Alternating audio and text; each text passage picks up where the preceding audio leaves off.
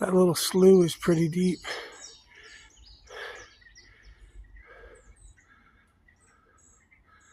So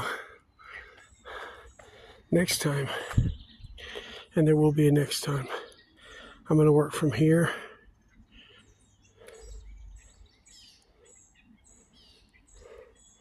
that way. And around the corner there, if you go, I'm guessing just a couple hundred yards that way.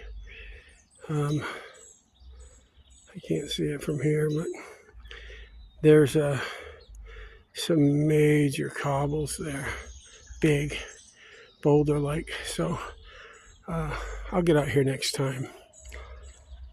This wasn't a mining trip. This was just a prospecting trip. I'm just looking for a new creek to dig in. Peace out.